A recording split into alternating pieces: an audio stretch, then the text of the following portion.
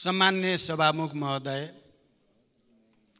सामान्यतः हाम्रो परम्परा अनुसार सदनमा प्रधानमन्त्रीले बोल्ने भनेपछि प्रतिपक्षी दलको नेता, सत्ता गठबन्धनका पनि सबै नेताहरू उपस्थित हुने प्रचलन थियो। तर आज यहाँ प्रतिपक्षी दलको प्रमुख नेता पनि हुनुहुन्न, सत्ता गठबन्धनका पनि नेता हुनुहुन्न। अलिकति नमिठो महसुस भएको छ। तैपनि म अहिले हिजोदेखि सदनमा उठेका केही विषयहरू, अहिले भर्खरै प्रतिपक्षी दलको तर्फबाट मान्य सदस्यले राखेका कुराहरू समेतलाई स्पष्ट पार्ने उद्देश्यका साथ म यहाँ उपस्थित भएको छु। सबभन्दा पहिला त म भारत भ्रमण बारे नै कुरा राख्न चाहन्छु। मैले मित्र राष्ट्र भारतको भ्रमणमा जानु अगाडि पनि यस सम्मानित सदनलाई जानकारी गराएको थिएँ र विषयहरू के प्रस्तुत हुँदैछन्, छलफल हुँदैछ भन्ने विषयहरू समेत मैले प्रस्तुत गरेको थिएँ। यी विषयहरूमा छलफल हुँदैछ भनेर। अब म भारत भ्रमण सकेर फर्केको छु र म भ्रमणको बारेमा औपचारिक रूपले म प्रतिपक्षी दलको नेतालाई धन्यवाद भन्न चाहन्छु। उहाँ आइपुग्नु भयो, त्यसको निम्ति मैले भन्दै थिएँ उहाँले देखिन, नमिठो लागेको छ भनेर आउनुभयो, त्यसको लागि म खुसी भएको छु। धन्यवाद। अब म मित्र राष्ट्र भारतको भ्रमणमा भए गरेका कामहरू बारे यस सम्मानित सदनलाई जानकारी गराउन चाहन्छु सबभन्दा पहिला। त्यसपछि हिजोदेखि यो सदनमा उठेका विषयहरू बारे पनि म आफ्नो स्पष्टीकरण भनौँ या विचार भनौँ म प्रस्तुत गर्नेछु।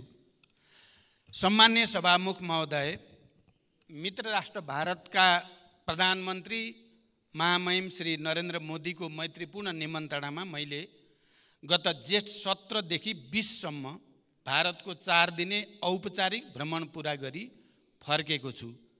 भ्रमणका अवसरमा भएका द्विपक्षीय भेटघाट एवं कार्यक्रमहरूका बारेमा यहाँहरूलाई अवगत नै छ।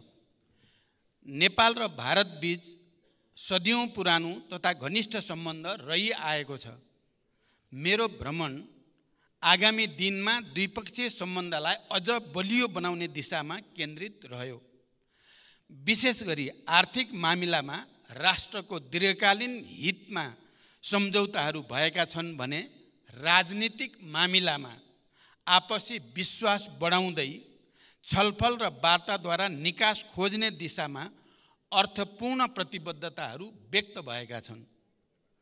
यस सन्दर्भमा भारतीय प्रधानमन्त्री श्री नरेन्द्र मोदीसँग नयाँ दिल्ली स्थित हैदराबाद हाउसमा भएको द्विपक्षीय भेटवार्ता स्वभावैले सबैभन्दा महत्त्वपूर्ण हुन्थ्यो र भयो पनि। सो अवसरमा हैदराबाद हाउसमा व्यापार, पारवाहन, लगानी प्रवर्धन, ऊर्जा व्यापार तथा क्रस बोर्डर ट्रान्समिसन लाइन, सिँचाइ, बाढी तथा डुबान नियन्त्रण, कृषि, सीमा वारपार सम्पर्क कनेक्टिभिटी बढाउने, रेलवे सेवा सञ्चालन कार्य, पुलहरूको निर्माण तथा एकीकृत जाँच चौकी एवं सुक्खा बन्दरगाह जस्ता पूर्वाधार निर्माण कार्य अगाडि बढाउने विषयमा सकारात्मक र अर्थपूर्ण छलफलहरू भए। हवाई सेवालाई थप सुरक्षित बनाउन नेपालले अर्को हवाई प्रवेश मार्ग र गौतम बुद्ध अन्तर्राष्ट्रिय विमानस्थल सञ्चालनका लागि इन्स्ट्रुमेन्टल ल्यान्डिङ सिस्टम ILS सञ्चालन गर्ने प्रक्रिया सम्बन्धमा भारतीय पक्षको समझदारीका बारेमा सकारात्मक कुरा भए। नेपालगञ्ज र भैरवाबाट नयाँ दिल्ली लगायत भारतका अन्य सहरमा दुईतर्फी उडान गर्ने सम्बन्धमा सकारात्मक छलफल भई नतिजाको नजिक पुगेको छ। यसै गरी जलविद्युतका क्षेत्रमा सहकार्य गर्ने सम्बन्धमा समेत बलियो सहमति निर्माण भएको छ। विभिन्न जलविद्युत आयोजनामा लगानी भित्र्याउने, द्विपक्षीय ऊर्जा व्यापारका लागि ट्रान्समिसन लाइन लगायतका संरचनाको निर्माण गर्ने तथा नेपालबाट भारततर्फ ऊर्जाको दीर्घकालीन व्यापारका लागि वैधानिक आधार सुनिश्चित गर्ने विषयमा भ्रमणमा महत्त्वपूर्ण सहमति भएका छन्। खास गरी दीर्घकालीन ऊर्जा व्यापार र भारतीय भूमि हुँदै बङ्गलादेशसम्म नेपालबाट जलविद्युत निर्यातको सुरुवात गर्ने सहमति भई त्रिपक्षीय सम्झौताका लागि प्रक्रिया अगाडि बढाउने समेत सहमति भएको छ। भारतका प्रधानमन्त्रीले आगामी 10 वर्षमा 10,000 मेगावाट जलविद्युत नेपालबाट आयात गर्ने भारतको धारणा स्पष्ट रूपमा राख्नु भएको छ। नेपालमा विद्यमान प्रचुर जलविद्युत क्षमताको उपयोग गरी समृद्धि हासिल गर्न लगानीकर्ताहरूको टटकारो आवश्यकता छ। यो हामी सबैले महसुस गरेकै कुरा हो। लगानीकर्ताहरूले उत्पादित विद्युतको बजार सुनिश्चित हुने अवस्थामा मात्र लगानी गर्ने हुँदा आगामी 10 वर्षमा 10,000 मेगावाट विद्युत भारतले नेपालबाट खरिद बिक्री सम्झौता गरी खरिद गर्ने व्यवस्था सहितको फ्रेमवर्क एग्रिमेन्टमा दुवै देशका ऊर्जा सचिवहरूले प्रारम्भिक हस्ताक्षर सम्पन्न गरेका छन्। औपचारिक प्रक्रिया पुर्याएर निकट भविष्यमा नै, यो निकट भनेको लामो छैन, केही दिनमा नै हस्ताक्षर सम्पन्न हुने सहमति भएको छ। औपचारिक प्रक्रियाहरू पुर्याएर यो सम्झौता पूर्ण रूपमा लागू हुनेछ। भारत र नेपालका लगानीकर्ताहरू बजारको यो सुनिश्चितताबाट लगानीका लागि आकर्षित भई जलविद्युत उत्पादनमा थप लगानी हुने विश्वास लिइएको छ।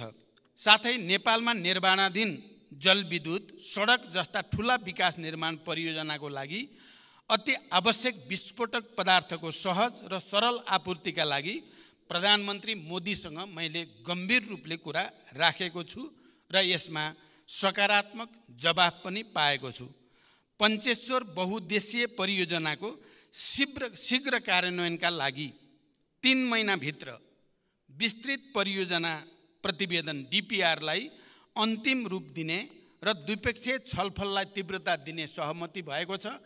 वित्तीय प्रबन्ध सहित दुई सरकारले DPR स्वीकृत गरेपछि 1 वर्षभित्र कार्यान्वयनको मोडालिटी ढाँचा पनि सुनिश्चित गर्ने टुङ्गो लागेको छ। नेपालतर्फका संरचनाहरूको तयारीको अवस्थाका आधारमा टनकपुर ब्यारेजबाट लिङ्क क्यानल मार्फत चरणबद्ध रूपमा नेपाललाई सिँचाइको लागि पानी उपलब्ध गराउने सहमति भएको छ। नेपाल भारत सीमावर्ती क्षेत्रमा बाढी र डुबानका समस्याका बारेमा पनि छलफल भएको छ। मनसुन सुरु हुनु अघि नै बाढी र डुबान नियन्त्रण कार्यलाई प्रभावकारी बनाउन आवश्यक कदम चाल्नका लागि विद्यमान द्विपक्षीय संयन्त्रहरूलाई तत्काल सक्रिय बनाउन सम्बन्धित अधिकारीलाई प्रधानमन्त्री मोदीजी र मैले निर्देशन दिइसकेका छौँ। त्यसैगरी नेपालभित्र थप विद्युत प्रसारण लाइन निर्माणका लागि एक्जिम ब्याङ्क इन्डियाबाट प्राप्त सहुलियतपूर्ण कर्जाको महाकाली नदीमाथि शीर्ष परशुराम धाम, पूर्णागिरी माई तथा झुलाघाटमा भारत सरकारको अनुदान सहयोगमा पक्की पुल निर्माण गर्ने सहमति भएको छ। यसबाट आवागमन र व्यापारमा सहजता भई सुदूरपश्चिम प्रदेशका जनता लाभान्वित हुनेछन् र भारत सरकारको अनुदान सहयोगबाट रामायण सर्किट अन्तर्गतका परियोजना, Girijaprasad Koirala institute of health science र सुदूरपश्चिममा Nepal institute of technology, Kailali र चितवनमा अन्तर्राष्ट्रिय स्तरको क्रिकेट मैदानको निर्माण कार्य अगाडि बढाउने बारेमा पनि गम्भीर छलफल भएको छ। सम्माननीय सभामुख महोदय, कृषि क्षेत्रमा क्षमता अभिवृद्धि, अर्ग्यानिक खेती, प्राकृतिक कृषि प्रणाली, नानो फर्टिलाइजर जस्ता विषयमा आपसी सहयोग विस्तार, मलको सहज आपूर्ति, नगदे बाली र चौपाएको नस्ल सुधारका लागि सहायता लगायतका विषयमा समेत गम्भीर छलफल र सहमति भएका छन्। नेपाल र भारतीय कम्पनीको संयुक्त लगानीमा नेपालमा रासायनिक मल कारखानाको सम्भाव्यता एवं बजारको सुनिश्चितताका बारेमा पनि सकारात्मक छलफल भएका छन्। भारतीय बजारमा नेपालका कृषिजन्य उत्पादन र प्राथमिक वस्तुहरूको निर्यात सहजीकरणका लागि भारतीय प्रधानमन्त्रीसँग गम्भीर छलफल भएको छ। द्विपक्षीय व्यापारलाई थप प्रवर्धन गर्ने र नेपालले सामना गरिरहेको व्यापार घाटा न्यूनीकरणको विषयमा पनि सकारात्मक छलफलसहित द्विपक्षीय व्यापारलाई अझ सहज बनाउन नेपाल भारत वाणिज्य सन्धिको पुनरावलोकन गर्न र व्यापार सम्बन्धी अन्य विषयलाई सम्बोधन गर्न वाणिज्य सचिव स्तरीय विद्यमान द्विपक्षीय संयन्त्रलाई सक्रिय बनाएर कार्य गर्ने निर्देशन दुवै प्रधानमन्त्रीबाट दिइसकिएको छ। व्यापार सहजीकरणका लागि प्रयोगशालाहरूले जारी गर्ने प्रमाणपत्रको म्युचुअल रिकग्निसन र एक्रेडिटेसन सम्बन्धी कार्यलाई अभ्यासमा उतार्ने गरी द्विपक्षीय समझदारी पत्रलाई टुङ्गोमा पुर्याउने सहमति भएको छ। नेपाली जुटमा लगाइएको महसुल काउन्टर भेलिङ ड्युटी हटाउन समेत भारतीय प्रधानमन्त्रीसँग सकारात्मक छलफल भएको छ। भेटवार्ताका क्रममा सीमा सम्बन्धी विषयहरूमा गम्भीर रूपले छलफल भएको छ। सीमा सम्बन्धी विषयलाई स्थापित कूटनैतिक संयन्त्र मार्फत समाधान गर्न भारतका प्रधानमन्त्रीलाई मैले गम्भीर ढङ्गले आग्रह गरेको छु। यहाँहरूलाई थाहा नै छ, प्रधानमन्त्री मोदीजीले पनि संयुक्त प्रेस मिटको अवसरमा सीमा लगायतका थाती रहेका सबै समस्या समाधान गरिनेछ भन्ने कुरा स्पष्ट शब्दमा राख्नु भएको छ। लामो समयपछि भारतीय प्रधानमन्त्रीबाट सीमा सम्बन्धी विषयमा स्पष्ट विचार आएको यो पहिलो र सकारात्मक अभिव्यक्ति हो। सम्माननीय सभामुख महोदय, अब म यस सम्मानित सदनलाई मेरो भ्रमणका अवसरमा प्रधानमन्त्री मोदीजी र मैले भर्चुअल माध्यमबाट उद्घाटन र शिलान्यास गरेका परियोजनाबारे जानकारी गराउन चाहन्छु। कुर्था बिजलपुरा रेलमार्गको हस्तान्तरण भारत सरकारको अनुदान सहयोगमा निर्माण भइरहेको यस रेलमार्ग अन्तर्गत हाल जयनगर कुर्था 35 किलोमिटर खण्डमा रेल सेवा सञ्चालन भइरहेकोमा कुर्था बिजलपुरा थप 17 किलोमिटर लामो खण्ड सम्पन्न भई हस्तान्तरण भएको छ। आवश्यक तयारीपछि अहिले सञ्चालनमा रहेको कुर्थासम्मको रेल सेवा बिजलपुरासम्म विस्तार भई 52 किलोमिटर यात्रुवाहक रेल सेवा सञ्चालन हुनेछ। हाल निर्माणाधीन बिजलपुरादेखि बर्दिवाससम्मको बाँकी 18 किलोमिटर खण्ड पनि शीघ्र सम्पन्न गर्ने सहमति भएको छ। त्यसपछि नेपालको पूर्व पश्चिम राजमार्गको बर्दिवासदेखि 70 किलोमिटर दूरीमा जयनगर हुँदै भारतका विभिन्न सहरहरूमा यात्रुवाहक र मालवाहक रेल सेवा सञ्चालन हुनेछ। यसबाट नेपालको आयात निर्यातमा समय र लागत घट्नुका साथै पर्यटन क्षेत्रमा समेत ठुलो टेवा पुग्ने विश्वास लिइएको छ।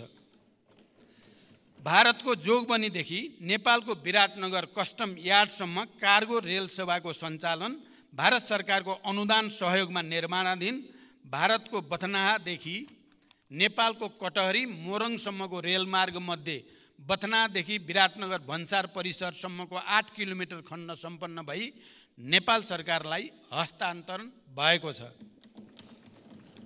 यसबाट विराटनगरको व्यापार व्यवसायलाई सहज हुनुको साथै हाल वीरगञ्जमा परेको चाप पनि कम हुन जानेछ। यो सेवा सञ्चालनपछि नेपाल भारत बीच माल वस्तु निकासी पैठारीमा सहजता आउनुको साथै एक अर्को देशको निर्धारित स्थानमा सोझै ढुवानी गर्न मिल्ने र भन्सार बिन्दुमा समेत झन्झटिलो प्रक्रिया नहुने हुँदा समय र लागत दुवैमा बचत हुने पक्का भएको छ। एकीकृत जाँच चौकीको शिलान्यास एवं उद्घाटन भारत सरकारको आर्थिक तथा प्राविधिक सहयोगमा निर्माण गरिएको नेपालगञ्ज रूपेडिया स्थित एकीकृत जाँच चौकीको हामीले संयुक्त रूपमा उद्घाटन गर्यौं। त्यसैगरी भारत सरकारकै आर्थिक तथा प्राविधिक सहयोगमा निर्माण हुने भैरवा सुनौली एकीकृत जाँच चौकीको पनि शिलान्यास गरिएको छ। यस किसिमका एकीकृत जाँच चौकीको निर्माण अत्याधुनिक क्वारेन्टाइन सेवाहरू विस्तार हुने भएबाट व्यापार सहजीकरण र अनाधिकृत व्यापार नियन्त्रणमा सहज हुने एवं गुणस्तरीय वस्तुको आयात सुनिश्चित हुने विश्वास गर्न सकिन्छ। मोतिहारी अम्लेखगञ्ज पेट्रोलियम पाइपलाइनको दोस्रो चरणको निर्माण कार्यको शिलान्यास। पहिलो चरणमा भारतको मोतिहारीदेखि बाराको अम्लेखगञ्जसम्म पेट्रोलियम पाइपलाइनको निर्माण सम्पन्न भई दोस्रो चरणमा उक्त पाइपलाइनको चितवनको लोथरसम्म विस्तार गरी ग्रिनफिल्ड टर्मिनल निर्माण गर्ने पूर्व योजना अनुरूप नै दोस्रो चरणको शिलान्यास भएको छ। यसबारेमा पेट्रोलियम पूर्वाधार निर्माण सम्बन्धी समझदारी पत्र समेत हस्ताक्षर भएको छ।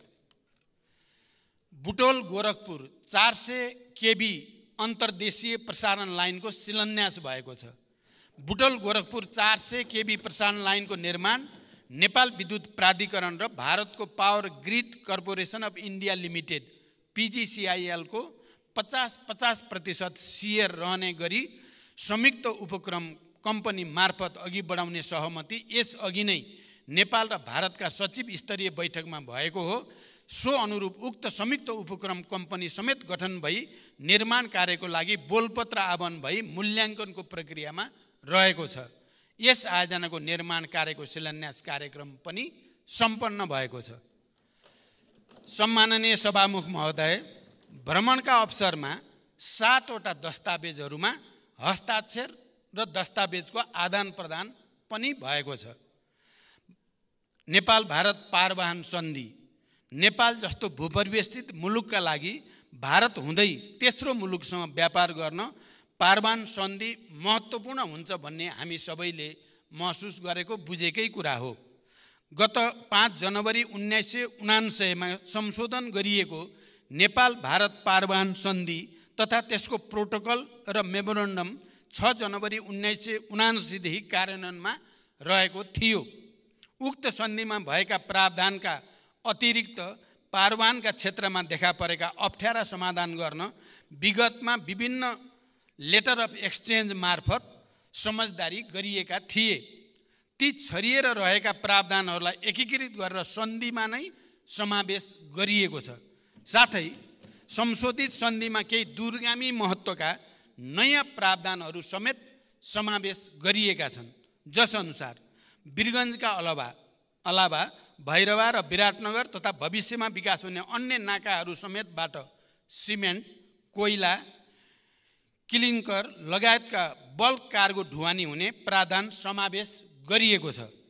त्यसै गरी नेपालको पारवाहनमा भारतको आन्तरिक जल यातायातको इनल्यान्ड वाटरवेज प्रयोग गर्न साहेबगञ्ज, कालुघाट र बनारससम्म आन्तरिक जलमार्ग उपयोग र भारतका यी 3 वटा टर्मिनल्सबाट हाल सडक र भविष्यमा विकास हुने रेलमार्ग सहित मल्टिमोडल ढुवानीका माध्यमबाट पारवाहन सुविधा सुनिश्चित गरिएको छ। यसबाट पारवाहन माध्यमको विविधीकरण हुने र अन्तर आबद्धता बढ्ने र तेस्रो मुलुकसम्मको व्यापार पहुँचमा नेपालको पारवाहन अधिकार सुनिश्चित हुन गएको छ।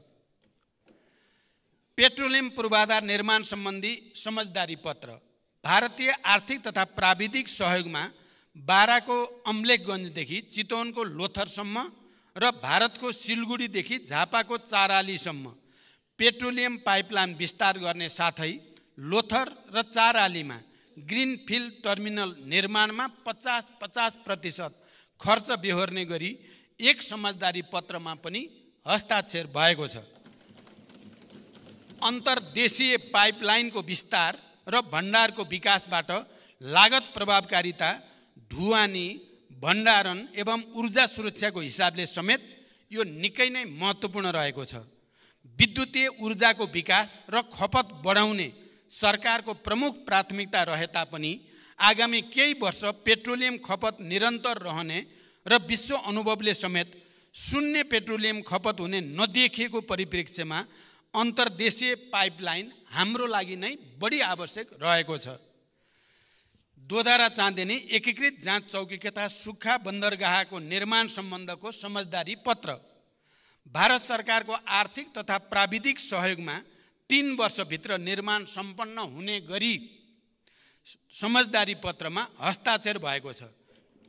नेपालको सुदूरपश्चिम क्षेत्रमा यस किसिमको पूर्वाधार निर्माण हुँदा पारवाहन एवं व्यापार सहजीकरण भई समग्र सुदूरपश्चिम र देशको आर्थिक रूपान्तरणमा महत्त्वपूर्ण भूमिका खेल्ने विश्वास हामीले लिएका छौँ।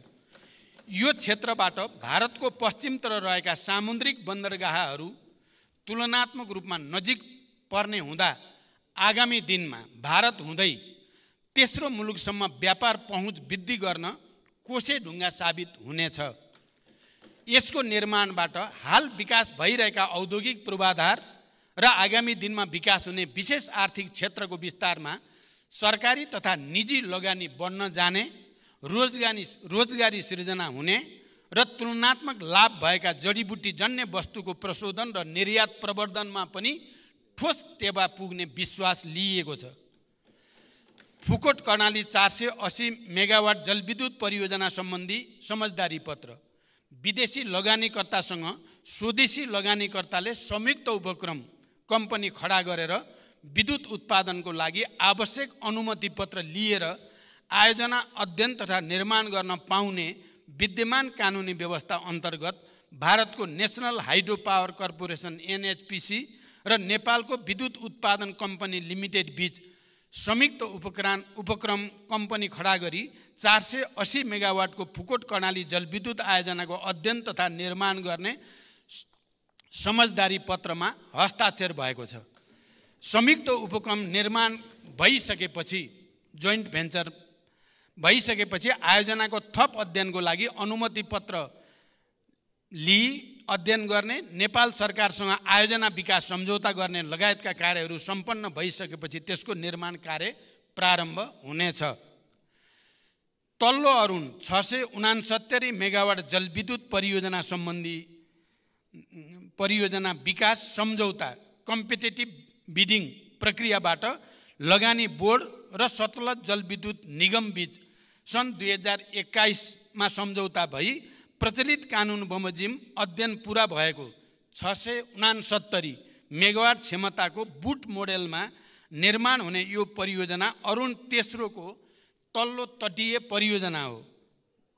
यसबाट उत्पादित 21% विद्युत नेपाललाई निःशुल्क प्राप्त हुनेछ। नेपालको नेसनल क्लियरिङ हाउस लिमिटेड र भारतको national payment company India limited बीच सीमापार विद्युतीय भुक्तानी सम्बन्धी समझदारी पत्र नेपाल र भारत भ्रमण गर्ने दुवै देशका पर्यटक, विद्यार्थी, उद्योगी, व्यवसायीका निम्ति यस समझदारी पत्र एक महत्त्वपूर्ण उपलब्धि हुन गएको छ। यसले क्रस बोर्डर डिजिटल पेमेन्ट प्रक्रिया मार्फत थप सरल र सहज र भरपर्दो बन्ने निश्चित भएको छ। नेपालको परराष्ट्र मामिला अध्ययन प्रतिष्ठान र भारतको सुषमा स्वराज विदेश सेवा संस्थान बीच समझदारी पत्र बिमस्टेक, ब्रिक्स जस्ता क्षेत्रीय सङ्गठन एवं अन्य देशका समकक्षी गरी 98 वटा समझदारी सम्पन्न गरिसकेको भारतको विदेश सेवा संस्थानसँग नेपालको परराष्ट्र मामिला अध्ययन प्रतिष्ठानको संस्थागत सम्बन्ध स्थापना गर्दा नेपालको कूटनीतिक क्षमता विकास गर्न एवं अनुभव आदान प्रदान गर्न मद्दत पुग्ने मैले विश्वास लिएको छु। नेपाल भारत व्यापार शिखर सम्मेलन भ्रमणका अवसरमा नेपाल र भारतका निजी क्षेत्रका छाता सङ्गठनहरू नेपाल उद्योग वाणिज्य महासङ्घ FNCCI र भारतीय उद्योग परिसङ्घ CII द्वारा आयोजित नेपाल इन्डिया बिजनेस समिटलाई सम्बोधन गर्दै भारतीय लगानीकर्ताहरूलाई नेपालमा लगानीका लागि आह्वान गरिएको छ। भारत सरकारका वाणिज्य मन्त्री समेत उपस्थित भई उक्त कार्यक्रममा नेपालका निजी क्षेत्रका प्रतिनिधि तथा भारतीय व्यवसायी र लगानीकर्ताहरू बीच साझेदारी र लगानीका विषयमा सकारात्मक र अर्थपूर्ण अन्तर्क्रिया सम्पन्न भएको छ। नयाँ दिल्लीको द्विपक्षीय भेटवार्ता र अन्य औपचारिक कार्यक्रमहरूको समापनपछि मैले भारतको मध्य प्रदेशको इन्दौर र सांस्कृतिक सहर उज्जैनको भ्रमण समेत गरेँ। इन्दौरमा स्वच्छ भारत अभियान अन्तर्गतको सोलिड वेस्ट म्यानेजमेन्ट परियोजना, नेपालमा सूचना प्रविधिको विकासका क्षेत्रमा सहकार्य गर्ने सम्भावनालाई मध्यनजर गर्दै इन्दौर स्थित टाटा कन्सल्टिङ सर्भिस TCS को पनि अवलोकन गरियो। छोटो समयमै कम लगानीमा प्रभावकारी ढङ्गले सञ्चालित इन्दोरको सोलिड वेस्ट म्यानेजमेन्ट सम्बन्धी अनुभव हाम्रा लागि पनि निकै अनुकरणीय रहेको हाम्रो सिँगै प्रतिनिधिमण्डलले महसुस गर्यो। मैले भारतका प्रधानमन्त्री महामहिम श्री नरेन्द्र मोदीजीलाई नेपाल भ्रमणको निम्ता दिएको छु र भारतका प्रधानमन्त्रीले आफूले सन् 2014, 2018 र 2022मा नेपालको भ्रमण गरेको स्मरण गर्दै नेपालको भ्रमणलाई ठुलो महत्त्व दिएको र उपयुक्त समयमा नेपाल भ्रमण गर्ने बताउनु भएको छ। नेपाल र भारत बीच रहेको बहुआयामिक र घनिष्ठ सम्बन्धलाई समानता र आपसी लाभका आधारमा थप बलियो बनाउन यस भ्रमणले ठुलो योगदान गरेको छ। भारतका प्रधानमन्त्री श्री नरेन्द्र मोदीसँग खुलस्त रूपमा कुराकानीबाट विश्वासको नयाँ वातावरण सिर्जना भएको छ भने थातिरहेका विषयलाई सम्बोधन गर्न सकिने विश्वासको राम्रो आधार पनि तयार भएको छ। आम निर्वाचन पश्चातको पहिलो विदेश भ्रमणको रूपमा रहेको यो भारत भ्रमण मैले विगतका भ्रमणभन्दा केही फरक महसुस पनि गरेँ, परिणाममुखी पनि भयो र सबभन्दा ठुलो कुरा भारत र नेपालको बीचमा विश्वासको एउटा नयाँ वातावरण तयार भएको मैले महसुस गरेको छु। सार रूपमा यो भ्रमण परिणाममुखी भएको छ र भविष्यका लागि स्पष्ट मार्गदर्शन समेत यो भ्रमणबाट कोरिएको छ। अन्त्यमा यस औपचारिक भ्रमणको तयारीका क्रममा मलाई महत्त्वपूर्ण सुझाव प्रदान गर्नुहुने पूर्व प्रधानमन्त्रीहरू, पूर्व परराष्ट्र मन्त्रीहरू, कूटनीतिक नियोगका प्रतिनिधिहरू, मुख्य सचिव एवं परराष्ट्र मन्त्रालय र नेपाल सरकारका सबै सम्बन्ध निकायलाई हार्दिक धन्यवाद दिन चाहन्छु। मैले औपचारिक र आधिकारिक रूपमा यस सम्मानित सदनलाई भारत भ्रमणको बारेमा यति जानकारी गराइसकेपछि अब मैले धेरै भन्नुपर्छ भन्ने मलाई लागेको छैन। तैपनि अहिले प्रतिपक्ष दलको तर्फबाट मान्य सदस्यलाई र हिजो पनि उठेका कुराहरूको बारेमा मैले थोरै मात्रै स्पष्ट पार्नुपर्ने आवश्यकता महसुस गरेको छु। मुख्य कुरा सीमा सम्बन्धी विषयमा कालापानी, लिपुलेक, लिम्पियोधेरासँग सम्बन्धित विषय र सीमामा जहाँ जहाँ समस्या छन् ती सम्बन्धी विषयमा म यो सम्मानित सदनलाई पुरै गम्भीरताको साथ र जिम्मेवारीपूर्वक भन्न चाहन्छु, मैले बडो प्रष्टसँग यी समस्यालाई हामीले समाधान गर्नै पर्छ। जबसम्म सीमा सम्बन्धी यो समस्याको स्थायी र दीर्घकालीन समाधान गरिँदैन नेपाल भारत सम्बन्ध सहज हुन सक्दैन भनेर बडो प्रष्टसँग अन्य नेताहरूका अतिरिक्त भारतीय प्रधानमन्त्रीसँग समेत प्रष्टसँग राखेँ। मलाई लाग्छ यति प्रष्टसँग सिमानाको समस्या हल गर्नुपर्छ भनेर खुलस्त राखिएको मेरो बुझाइमा यो पहिलो पटक नै हो र भारतको प्रधानमन्त्रीको हैसियतले सीमा समस्या हल गरिन्छ र नेपाल भारत सम्बन्ध हिमालको उचाइमा पुर्याइन्छ भनेर प्रधानमन्त्रीबाट बोलिएको पनि यो पहिलो पटक नै हो। यसमा हामी सबै नेपालीहरू जसले स्थायी रूपमा सीमा समस्या समाधान होस् भन्ने चाहेका छौँ, हामी सबैले गर्व गर्नुपर्छ। हामी सबैले सुनेका छौँ, देखेका छौँ। मैले होइन, मैले त आन्तरिक छलफलको कुरा राखेँ, तर भारतीय प्रधानमन्त्रीले मैले बोल्नुभन्दा अगाडि नै सीमा समस्या पनि अब हल गरिन्छ। हिमालयको उचाइमा दुई देशको सम्बन्ध पुर्याइन्छ। 2014मा यसै मञ्चबाट हाम्रो सम्मानित सदनलाई उहाँले गरेको सम्बोधन स्मरण गर्दै त्यति बेला उहाँले हिट HIT हिट भनेर भन्नुभएको थियो र अहिले उहाँले त्यसै मञ्चबाट अब चाहिँ हाम्रो हिट मात्रै होइन अब सुपर हिट हो सम्बन्ध भन्ने कुरा भनेको पनि यो पहिलो पटक हो। यसमा हामी खुसी हुने, खुसी मनाउने कि दुःख मनाउने? मलाई लाग्छ यो हामी सबै नेपालीहरूको लागि, सबै राजनीतिक दलको लागि, नागरिक समाज, बुद्धिजीवी सबैको लागि पनि खुसीको कुरा हो कि भारत सरकार र भारत सरकारका शक्तिशाली प्रधानमन्त्रीले सीमा लगायतका समस्या हल गरिन्छ भनेर घोषणा गरेको मलाई लाग्छ यो हामी सबैले खुसी मान्ने कुरा हो। दोस्रो मान्य सदस्यहरूलाई बडो प्रष्टसँग भन्न चाहन्छु, मैले कहीँ पनि विकल्प यो हुन्छ र यसमा जाउँ भनेर प्रस्तावित गरेको छैन। प्रष्ट होस्, प्रष्ट होस्, कहीँ कोही कन्फ्युजन नरहोस्। हामीले भनेका छौँ कालापानी, लिपुलेक, लिम्पियाधुरा नेपालको भूमि हो। नेपालको भूमि हो भन्ने कुरा स्थापित गर्ने कुरा सबभन्दा ठुलो कुरा हो भन्ने कुरामा म प्रष्ट छु र मैले त्यही अनुसार आफ्नो भूमिका खेलेको छु। मान्य सदस्यहरूले तथ्य र तर्कलाई सहज र सिधा देखिएको कुरालाई हामी कसैले पनि घुमाउने कोसिस नगरौँ भन्ने मेरो अनुरोध छ। मैले तुलनात्मक रूपमा यो पटकको भारत भ्रमण सफल मात्रै भएन, परिणाममुखी पनि भयो। यो भ्रमण एकअर्कालाई घोचपेच गर्ने र एकअर्कालाई कमजोर देखाउने उद्देश्यद्वारा भन्दा कामकाजी विषयमा आर्थिक, ऊर्जा, पर्यटन, सीमा, ट्रेड ट्रान्जिट सम्बन्धी सन्धि जस्ता विषयमा बढी गयो। मैले सुरुमै यहाँहरूको अगाडि राखेँ, राजनीतिक मामिलामा पनि कुरा भयो, राजनीति भएन भन्ने होइन, राजनीतिक मामिलामा पनि कुरा भयो। तर राजनीतिक मामिलामा कुरा यसरी भयो कि राम्रो विश्वासको वातावरण बनाएर आउने दिनमा राजनीतिक विषयहरू पनि सम्बोधन गर्ने गरी भयो। यस अर्थमा यो भ्रमण नेपालको लागि, हामी सबै नेपालीको लागि, आर्थिक क्रियाकलापलाई नयाँ गति दिनको लागि, उद्योग व्यवसायको वृद्धिका लागि, दीर्घकालीन हामीले विद्युत व्यापार सम्झौता 10,000 मेगावाट 10 वर्षमा लिने भारत सरकारको कमिटमेन्ट हामी सबैले सुन्यौँ, हामी सबैले देख्यौँ।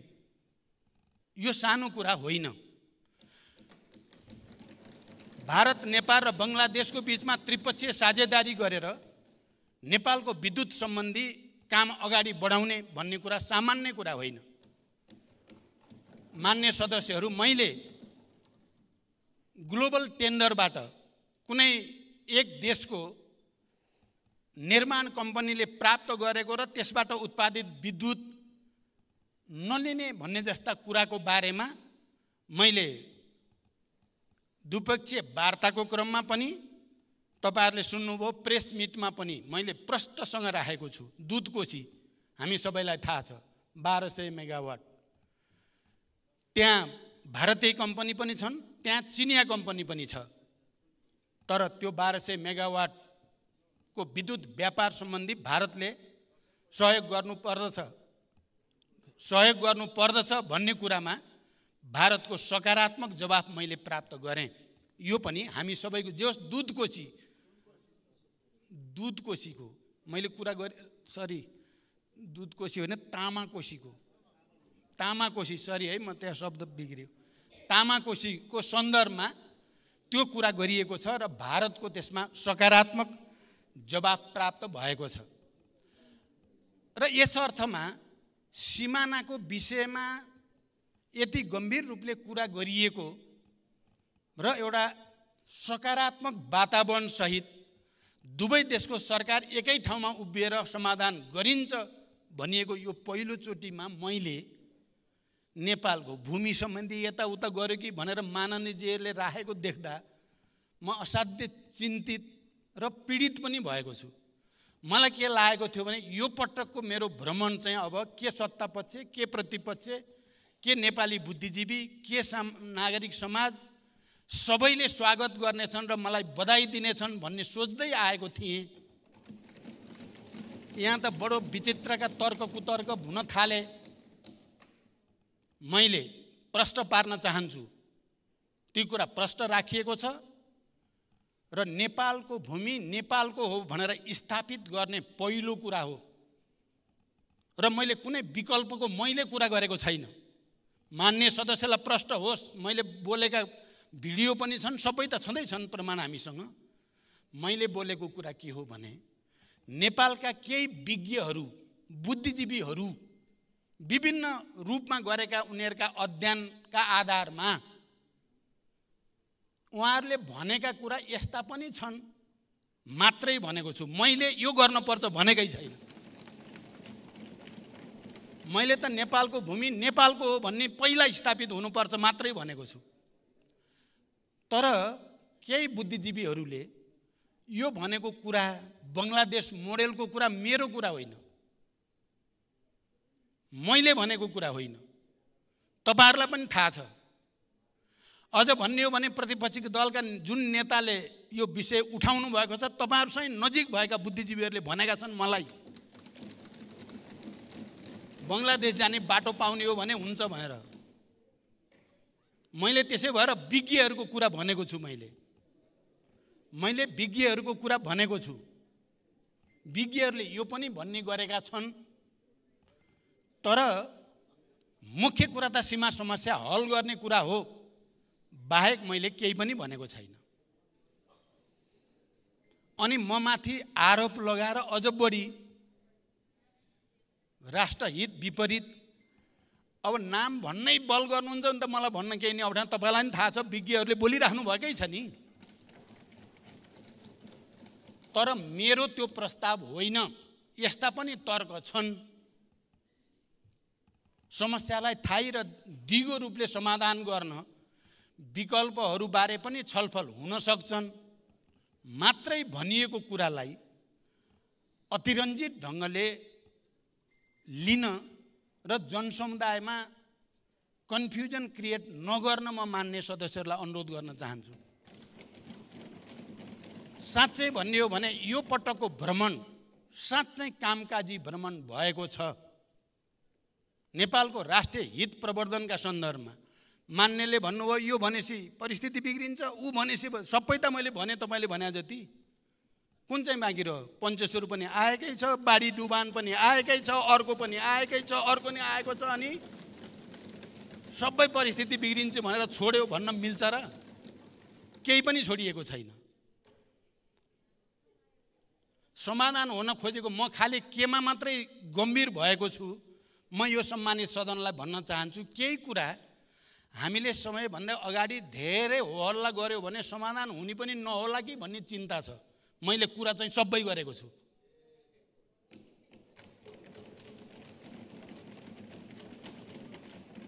मैले सबै गरेको छु। समाधान गर्ने हेतुले गरेको छु, बिगार्ने हेतुले होइन। नेपालको राष्ट्रिय हित प्रवर्धन गर्ने हेतुले भनेको छु, बिगार्ने हेतुले होइन।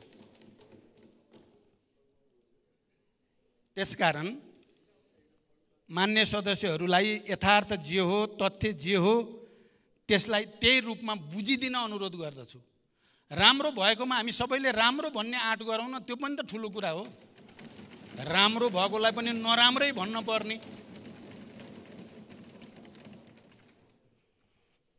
त्यसरी चाहिँ हाम्रो देशलाई फाइदा गर्दैन भन्ने मेरो भनाइ छ। यो पटक म सुरुदेखि आर्थिक समस्या समाधान गर्ने उपायहरूको खोजीमा सार्वजनिक र निजी क्षेत्रको अर्थपूर्ण परिणाममुखी सहकार्यको क्षेत्रमा जनतालाई सेवा दिने ठाउँमा जनतालाई सुविधा दिने कुरामा सुशासन प्रवर्धन गर्ने कुरामा सम्पूर्ण तागत सहित र इमानदारीका साथ लागेको छु भन्ने मलाई गर्व छ। र अहिलेको भारत भ्रमण पनि मेरो त्यही कमिटमेन्टको एउटा नयाँ उदाहरण हो भन्ने मेरो विश्वास छ। मलाई लाग्छ इतिहासले भोलि हामी सबैले पनि सम्झने छौँ यो भारत भ्रमणले नेपाल भारत सम्बन्धलाई नयाँ आयाम प्रदान गरेकै रहेछ भन्ने विश्वास हुनेछ भनेर म व्यक्त गर्न चाहन्छु। र अब मान्य सदस्यले उठाएका अरू विषयमा पनि मैले आफ्नो धारणा संक्षिप्तमा राख्न चाहन्छु। अब एउटा विषय यहाँ उठेको छ, नागरिकताको विषय। नागरिकताको विषयबारे तपाईँ हामी सबै नै चिन्तित पनि छौँ र नागरिकताको विषय सकारात्मक ढङ्गले नेपाल राष्ट्रको बृहत्तर हितलाई केन्द्रबिन्दुमा राखेर नेपाली नागरिकले सहज ढङ्गले नागरिकता प्राप्त गरून्, अनागरिकले नागरिकता प्राप्त नगरून् भन्ने मूल सैद्धान्तिक विषयमा मलाई लाग्छ हाम्रो यो सिङ्गै हाउस एकमत नै छ। हामी कोही पनि विदेशीले नागरिकता पाउने, नेपालीले वास्तविक नेपालीले नागरिकता नपाउने स्थिति होस् भन्ने चाहना राख्दैनौँ। हामी सबै वास्तविक नेपालीले नागरिकताबाट वञ्चित हुन नपरोस् र कुनै पनि तरिकाले विदेशीले नागरिकता सहज लिने र राष्ट्रिय हित र राष्ट्रिय संवेदनशील विषयमा कहीँ कतै गडबडी हुन नपाओस् भन्नेमा हामी प्रस्त छौँ। यो सिद्धान्तमा हामी कोही दुविधामा छैनौँ। जति बेला हामीले नेपालको राष्ट्रिय हित र नागरिकताको विषयमा विगतमा छलफल गरेका छौँ, हामी सबैले सर्वसम्मत रूपमा नै निर्णय गरेका छौँ। चाहे त्यो 2063 अन्तरिम संविधान बनाउने बेला नागरिकता सम्बन्धी विषय होस्, त्यो अन्तरिम संविधानमा तात्कालीन सबै राजनीतिक दल र तात्कालीन व्यवस्थापिका संसद सबैले सर्वसम्मत रूपबाट निर्णय गरिएको छ। त्यो कुरा हामी सबैलाई स्मरण नै छ। म त्यतापट्टि धेरै जान चाहन्न। अब म खाली मान्य सदस्यहरूलाई कुन तथ्यतिर ध्यानाकर्षण गराउन आवश्यक ठाने मैले भने नेपालको अन्तरिम संविधान 2063 सम्मत 2046 साल चैत्र मसान्तसम्म नेपाल सरहदभित्र जन्म भई नेपालमा स्थायी रूपले बसोबास गर्दै आएको व्यक्तिले प्रचलित कानुन बमोजिम जन्मको आधारमा नेपालको नागरिकता प्राप्त गर्नेछ। 2 वर्षको लागि भनिएको थियो त्यहाँ। तर यस व्यवस्था अन्तर्गत नागरिकता प्राप्त गर्न प्रचलित कानुनमा व्यवस्था भयो बमोजिम एक पटकको लागि तोकेको अवधिभित्र निवेदन दिइसकेको हुनुपर्ने छ भनेर हामी अहिले जति पार्टी र प्रमुख नेता नयाँ पार्टी छोडेर, त्यति बेला नयाँ पार्टी बनिसक्नु भएको थिएन, हामी पुराना पार्टीका यिनै नेता हौँ, हामी सबैले सर्वसम्मत रूपले त्यो व्यवस्था गरेका हौँ। यो संविधान प्रारम्भ हुनुभन्दा 72 को संविधान प्रारम्भ हुनुभन्दा अघि जन्मको आधारमा नेपालको नागरिकता प्राप्त गरेको नागरिकको सन्तानले बाबु र आमा दुवै नेपालको नागरिक रहेछन् भने निज बालिग भएपछि वंशजको आधारमा नेपालको नागरिकता प्राप्त गर्नेछ भनेर हामीले संविधानमा व्यवस्था गर्यौं। त्यो पनि सर्वसम्मतले नै गर्यौं। अनि अब त्यो मान्यता अनुसार हामीले के गर्यौं त भन्ने कुरा पनि म संक्षिप्त सबै मान्यहरूलाई स्मरणको लागि, मलाई जानकारी छैन भनेर जानकारी दिन खोजेको होइन। पहिलो पटक गृह मन्त्रालयको मिति 2068/9/26 गतेको परिपत्र मार्फत माननीय उपप्रधानमन्त्री एवं गृहमन्त्री स्तरीय मिति 68/9/24 को निर्णय अनुसार जन्मका आधारमा नेपाली नागरिकका सन्तानलाई कानुनी प्रक्रिया पूरा गरी वंशजको आधारमा नेपाली नागरिकता प्रदान गर्ने भनी सबै जिल्ला प्रशासन कार्यालयहरूमा परिपत्र जारी गरियो। स्मरण रहोस्।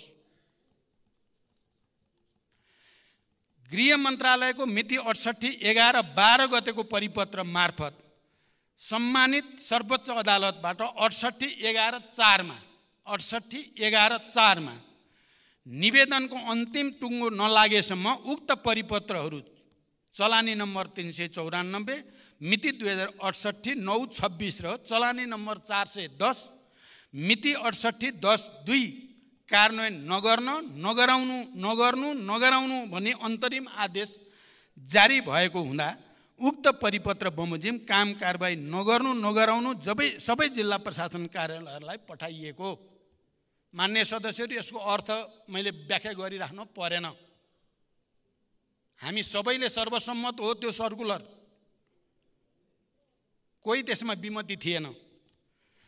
दोस्रो पटक नेपाल सरकारले मिति 69/12/29 गते अध्यादेश मार्फत जन्मका आधारमा नेपाली नागरिकका सन्तानहरूलाई वंशजको आधारमा नेपाली नागरिकता प्रदान गर्ने व्यवस्था गरिएको थियो। नेपाल नागरिकता पहिलो संशोधन अध्यादेश 2069 द्वारा नेपाल नागरिकता ऐन 2063 को दफा 3 को उपदफा 4 मा उल्लेखित व्यवस्था नेपालको अन्तरिम संविधान 63 को धारा 68 को उपधारा 2 को प्रतिबन्धात्मक वाक्यांशको खण्ड ग बमोजिम 70/12/12 गतेदेखि निष्क्रिय हुने भएकोले सो व्यवस्था बमोजिम सोही मितिदेखि नागरिकता जारी नगर्ने भनी सबै जिल्ला प्रशासन कार्यालयहरूलाई परिपत्र पठाइएको। तेस्रो पटक गृह मन्त्रालयको मिति 75/12/19 गतेको परिपत्र मार्फत विद्यमान नेपाल नागरिकता ऐन 2063 लाई संशोधन गर्न पेश भएको विधेयक संघीय संसदमा विचाराधीन रहेको लामो समय भएको सम्मानित सर्वोच्च अदालतबाट जन्मको आधारमा नागरिकता प्राप्त नागरिकका सन्तानलाई कानुन बमोजिम नागरिकता दिन आदेश भएको र नागरिकका उमेर पुगेका बालिग सन्तानले नागरिकता नपाएर आफ्नो शैक्षिक एवं वृत्ति विकास गर्न नपाई झेलिरहनु परेको पीडा र समस्यालाई सम्बोधन गर्न नेपालको संविधान धारा 11 को उपधारा 3 को व्यवस्था बमोजिम जन्मको आधारमा नेपाली नागरिकता प्राप्त नागरिकका सन्तानले आफ्नो बाबा र आमाको नेपाली नागरिकताको प्रमाणपत्र संलग्न गरी नेपाली नागरिकता पाउन निवेदन दिएमा नेपाल नागरिकता ऐन 2063, नेपाल नागरिकता नियमावली 2063, नागरिकता प्रमाणपत्र वितरण कार्यविधि निर्देशिका 2063 बमोजिम वंशजको आधारमा नागरिक प्रदान गर्न अपनाउनु पर्ने कार्यविधि प्रक्रिया अपनाई जो बुझ्नुपर्छ बुझी उपयुक्त देखिएमा वंशजको आधारमा नागरिकता प्रदान गर्न सकिने भनी सबै जिल्ला प्रशासन कार्यालयहरूमा परिपत्र पठाइएको। फेरि यो पठाइएको 2075 मा स्मरण रहोस्। गृह मन्त्रालयको 2076/1/25 गतेको परिपत्र मार्फत गृह मन्त्रालयको चलानी नम्बर 583 मिति 2075/12/19 को पत्रको विषयमा सम्मानित सर्वोच्च अदालतको पूर्ण इजलासबाट सुनवाई भई अन्तरिम आदेश जारी हुने नहुने सम्बन्धमा टुङ्गो नलागेसम्म उक्त पत्र कार्यान्वयन नगराउनु होला भनी सो पत्र कार्यान्वयन नगरी यथास्थितिमा राख्नु भनी अल्पकालीन अन्तरिम आदेश जारी भएकोले सो आदेश अनुसार गराउन हुन। चौथो पटक नेपाल सरकारले मिति 78/2/9 गते नेपाल नागरिकता ऐन 2063 को पहिलो संशोधन अध्यादेश, मान्य सदस्यहरूलाई राम्रोसँग हेक्का छ अध्यादेश,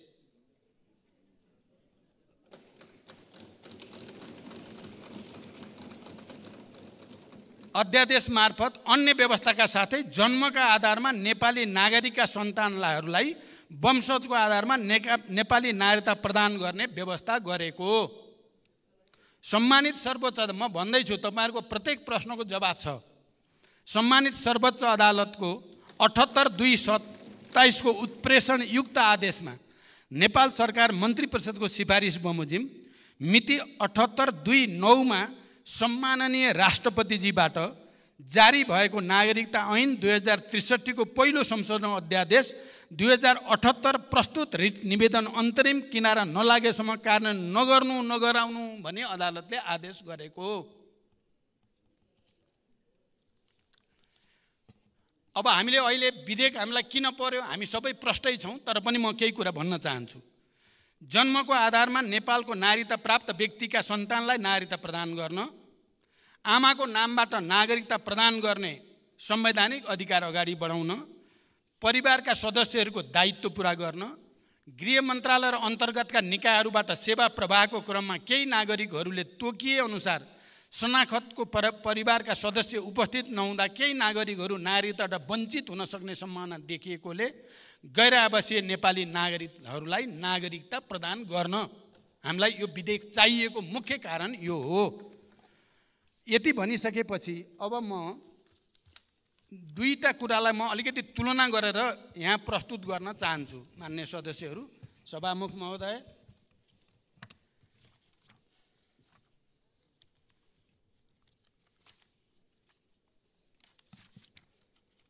पहिलाको मैले अघि जुन अध्यादेश भने त्यो अध्यादेश जारी गर्दा अहिले प्रतिपक्ष दलको नेता नै प्रधानमन्त्री हुनुहुन्थ्यो। हामी पनि सरकारमा थियौँ। हामी पनि भनेको माओवादी केन्द्र पनि। त्यहाँ के भनिएको व्यवस्था गरिएको थियो त्यो अध्यादेशमा, म त्यो पढेर सुनाउन चाहन्छु। सम्वत 2072 साल असोज 3 गते भन्दा अघि जन्मको आधारमा नेपालको नागरिकता प्राप्त गरेका नागरिकका सन्तानले बाबु र आमा दुवै नेपालको नागरिक रहनेछन् भने निजको उमेर 16 वर्ष पुरा भएपछि वंशजको आधारमा नेपालको नागरिकता प्राप्त गर्नेछन्। अर्को, नेपालको नागरिक आमाबाट नेपालमा जन्म भई नेपालमा नै बसोबास गरेको र बाबुको पहिचान हुन नसकेको व्यक्तिले वंशजको आधारमा नेपालको नागरिकता प्राप्त गर्नेछ। यो अघिल्लो सरकारको, मैले अघि भने प्रतिपक्षी दलको, अहिलेको प्रतिपक्षी दलको नेता प्रधानमन्त्री हुँदाखेरिको अध्यादेश हो, जुन अध्यादेशलाई तात्कालीन राष्ट्रपतिले प्रमाणीकरण पनि गरिसक्नु भएको थियो। अब अहिलेको विधेयक हामीले जो पारित गर्यौँ अघिल्लो सदनबाट, म त्यो पनि पढेर सुनाउन चाहन्छु। छनाला हुबहु त्यही छ, तर पनि म यो सम्मानित सदनलाई जानकारी गराउन मैले आवश्यक ठाने। सम्वत 2072 साल असोज 3 गते भन्दा अघि जन्मको आधारमा नेपालको नागरिकता प्राप्त गरेको नागरिकको सन्तानले बाबु र आमा दुवै नेपालको नागरिक रहेछन् भने निजको उमेर 16 वर्ष पुरा भएपछि वंशजको आधारमा नेपालको नागरिकता प्राप्त गर्नेछन्। जस्ताको तस्तै जे अघिल्लो छ त्यही पछिल्लो छ। नेपालको नागरिक आमाबाट नेपालमा जन्म भई नेपालमा नै बसोबास गरेको र बाबुको पहिचान हुन नसकेको व्यक्तिले वंशजको आधारमा नेपालको नागरिकता प्राप्त गर्नेछ। जस्तो अगाडि छ त्यस्तै, जस्ताको तस्तै। अब यो परिस्थितिमा नागरिकताको विषयलाई अनावश्यक ढङ्गले विवादित बनाउनु यो जनताले पनि के गरी बुझ्ने, तपाईँ हामीले पनि के गरी बुझ्ने भन्ने आयो। हामी सबै एकै ठाउँमा रचौँ नि त। जन्मसिद्ध नागरिक पाएका आमा बाउका छोराछोरीले नागरिकता पाउनुपर्छ भन्ने कुरा र आमा बाउको कुरामा त हामी त एकै ठाउँमा थियौँ, एउटै गऱ्यौँ। अहिले त्यही कुरा आउँदा हामी किन दुई ठाउँमा हुन बल गरेका छौँ?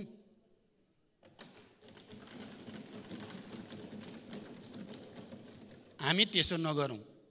मैले के कुरा पनि स्मरण गराउन चाहन्छु भने जति बेला यहाँ मान्य सदस्यले भन्नुभयो पहिला त राज्य व्यवस्था समितिमा माओवादी केन्द्र पनि अझ 15 वर्ष हुनुपर्छ भन्थ्यो, पछि 7 वर्षमा आएको थियो, अहिले त फेरि यस्तो भयो।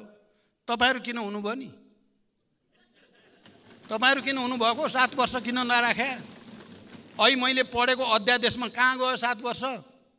खोइ 15 वर्ष।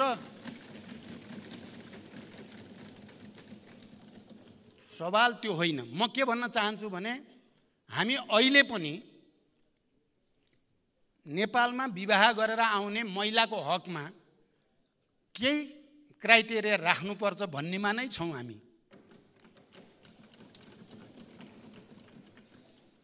हामी अहिले पनि त्यही छौँ।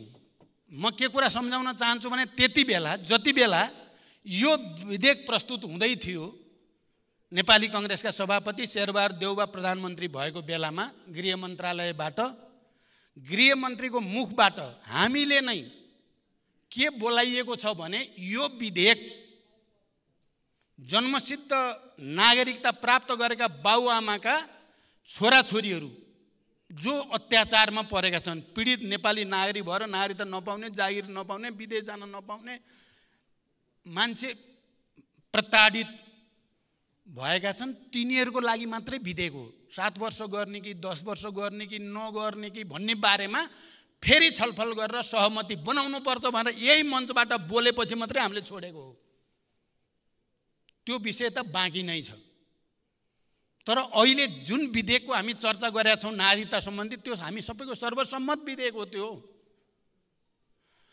अनि यहाँ मान्य सदस्यले भन्नुभयो एनआरएनका लागि त दिन हामी पनि सहमत छौँ, त्यही त गरिएको छ। अरू त यहाँ विवादै छैन। विवादै नभएका कुरालाई किन जबरजस्ती विवादित बनाउन खोजियो? यसले राष्ट्रलाई के हित गर्छ? यसले जनतालाई के हित गर्छ? हामीले 5 लाख 6 लाख भन्दै थियौँ, अहिले त 12-15 लाख भइसक्यो नागरिकताविहीन। तिनको पीडालाई मलमपट्टि लगाउन गरिएको व्यवस्था न हो यो। चाहे तत्कालीन प्रधानमन्त्री केपी ओलीजी हुँदाखेरि ल्याएको अध्यादेश होस्, चाहे देउबाजी हुँदाखेरि ल्याएको विधेयक होस्, एउटै त कुरा हो। त्यहाँ हामी सर्वसम्मत भएर अगाडि बढौँ भन्ने छ। तर यति भनिसकेपछि फेरि पनि कुरा मैले अघि भने नि, पहिलो पटक, दोस्रो पटक, तेस्रो पटक, चौथो पटक हामीले निर्णय गर्छौँ, सरकारले निर्णय गर्छ, अदालतले रोक्छ, सरकारले निर्णय गर्छ, अदालतले रोक्छ। त्यो पीडा अहिलेको प्रतिपक्षले नै भएकै पीडा हो, अहिलेको सत्तापक्षले नै भएकै पीडा हो। अहिले पनि यो फेरि गयो अदालतमा। अब त सबजुडिस भइ नै सक्यो, अन्तरिम आदेश जारी भइ नै सक्यो। हामी यहाँ किन गाला बजाउने? अब अदालतले भनेपछि मान्दैन भन्नेवाला हामी कोही पनि छैनौँ, मान्न नि पर्छ। पर्खौँ, यहाँ विवाद किन गरिराख्ने? हामी यहाँ गर्दा गर्दै हिजै भइसक्यो अल्पकालीन आदेश। त्यसकारण मेरो मान्य सदस्यहरूलाई यो विषयलाई अब योभन्दा बढी नलैजाउँ भन्न चाहन्छु। अब यति भनिसकेपछि अब मैले भन्नुपर्ने कुरा, भैँसी, यो भैँसीको कुरा अहिले भएको कुरा होइन। यो आजभन्दा 7 वर्ष अगाडि नै मुर्रा भैँसी ल्याउने बारे समझदारी भएको रहेछ, आएको मात्रै अहिले हो। 7 वर्ष अगाडिको रहेछ मुर्रा भैँसी। अब मान्छेले मलाई चाहिँ भैँसी चढाएर हिँडेका छन्।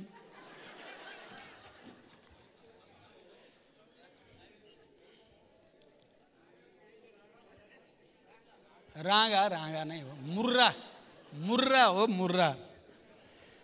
त्यसकारण मान्य सदस्यहरू, जे भए पनि यो पटकको भारत भ्रमण विगतभन्दा फरक भएको छ, उपलब्धिमूलक भएको छ। यसलाई र यो पटक भएका समझदारी र विश्वासको वातावरणलाई सुदृढ गर्न हामी सबैले मेहनत गरौँ। मलाई लाग्छ देशको आर्थिक विकासको निम्ति पनि एउटा नयाँ युगको ढोका खुल्न सक्छ, खुल्न थालेको छ। यसलाई हामीले आपसमा फेरि विवाद गऱ्यौँ भने अरू कसैलाई तिमीहरू आफै विवाद गर्छौ, सकिँदैन भन्ने ठाउँमा पुग्न नदिउँ। राम्रो वातावरण बनेको छ, यो वातावरणलाई सुदृढ गरौँ। र मलाई विश्वास छ यो पटक नयाँ प्रक्रियाको थालनी हुन्छ र त्यसको सुरुवात भइ नै सक्यो। यसमा हामी सबैले खुसी मनाऊँ, गर्व गरौँ र यसलाई सुदृढ गर्नको लागि आफ्नो ठाउँबाट सहयोग गरौँ भन्ने अनुरोध सहित म बिदा हुन्छु। धन्यवाद।